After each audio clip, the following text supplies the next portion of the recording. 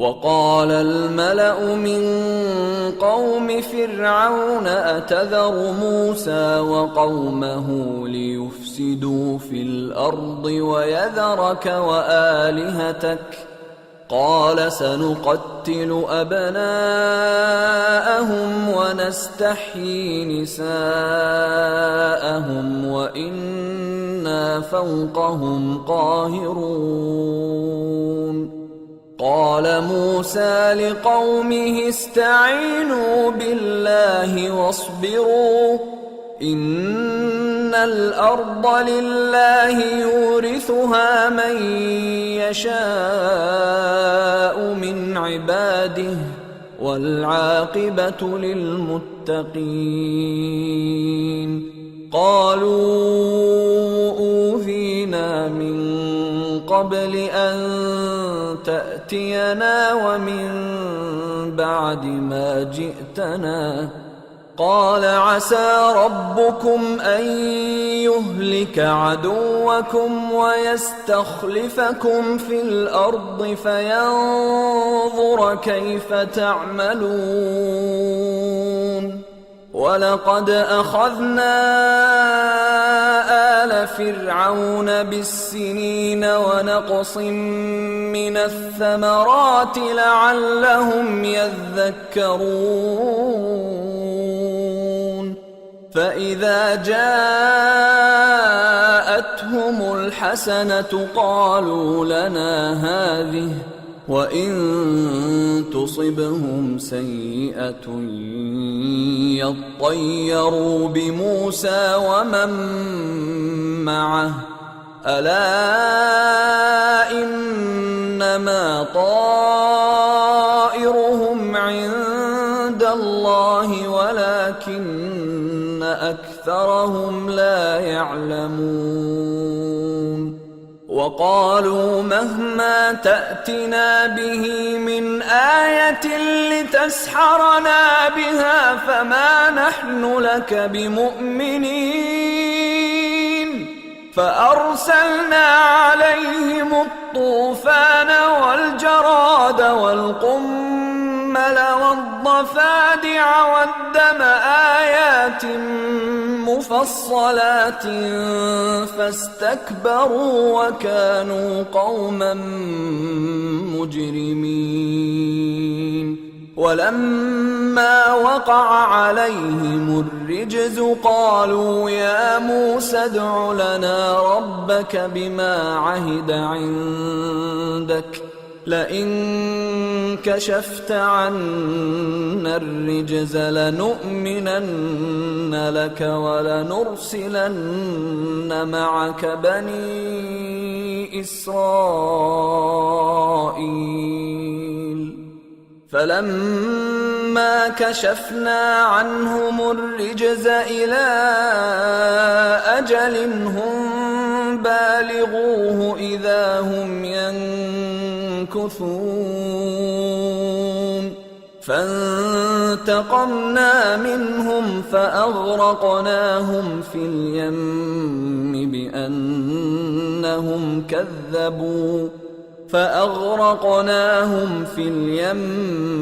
بأنهم كذبوا بآياتنا وكانوا عنها غافلين. وأورثنا القوم الذين كانوا يستضعفون مشارق الأرض ومغاربها التي باركنا فيها وتمت كلمة ربك الحسنى على بني إسرائيل بما صبروا ودمرنا ما كان يصنع فرعون وقومه وما كانوا يعرشون. وجاوزنا ببني إسرائيل البحر فأتوا على قوم يعكفون على أصنام لهم قالوا يا موسى اجعل لنا إلها كما لهم آلهة قال إنكم قوم تجهلون إن هؤلاء متبر ما هم فيه وباطل ما كانوا يعملون قال أغير الله أبغيكم إلها وهو فضلكم على العالمين وإذ أنجيناكم من آل فرعون يسومونكم سوء العذاب يقتلون أبناءكم ويستحيون نساءكم وفي ذلكم بلاء من ربكم عظيم۔ اور قوم فرعون میں جو سردار تھے کہنے لگے کہ کیا آپ موسیٰ اور اس کی قوم کو چھوڑ دیجیے گا کہ ملک میں خرابی کریں اور آپ کو اور آپ کے معبودوں کو چھوڑ دیں؟ اس نے کہا کہ ہم ان کے لڑکوں کو تو قتل کر ڈالیں گے اور لڑکیوں کو زندہ رہنے دیں گے، اور بلا شبہ ہم ان پر غالب ہیں۔ موسیٰ نے اپنی قوم سے کہا کہ اللہ سے مدد مانگو اور ثابت قدم رہو، زمین تو اللہ کی ہے، وہ اپنے بندوں میں سے جسے چاہتا ہے اس کا مالک بناتا ہے، اور انجام تو پرہیزگاروں ہی کا بھلا ہوتا ہے۔ وہ بولے کہ تمہارے آنے سے پہلے بھی ہم کو اذیتیں پہنچتی رہیں اور تمہارے آنے کے بعد بھی۔ موسیٰ نے کہا کہ قریب ہے کہ تمہارا پروردگار تمہارے دشمن کو ہلاک کر دے اور تمہیں زمین میں خلیفہ بنائے، پھر دیکھے کہ تم کیسے عمل کرتے ہو۔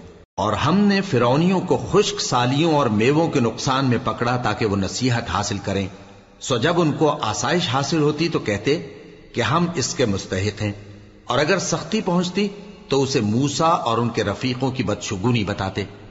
دیکھو ان کی بدشگونی اللہ کے ہاں مقدر ہے، لیکن ان میں سے اکثر نہیں جانتے۔ اور کہنے لگے کہ تم ہمارے پاس خواہ کوئی بھی نشانی لاؤ تاکہ اس سے ہم پر جادو کرو، مگر ہم تم پر ایمان لانے والے نہیں ہیں۔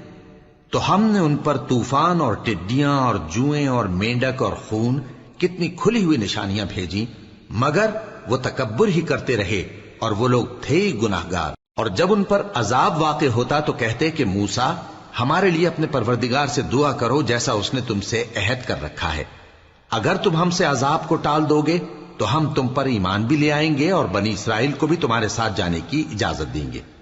پھر جب ہم ایک مدت کے لیے جس تک ان کو پہنچنا تھا ان سے عذاب دور کر دیتے تو وہ فوراً عہد کو توڑ ڈالتے، تو ہم نے ان سے بدلہ لے کر ہی چھوڑا کہ ان کو سمندر میں ڈبو دیا، اس لیے کہ وہ ہماری آیتوں کو جھٹلاتے اور ان سے بے پرواہی کرتے تھے۔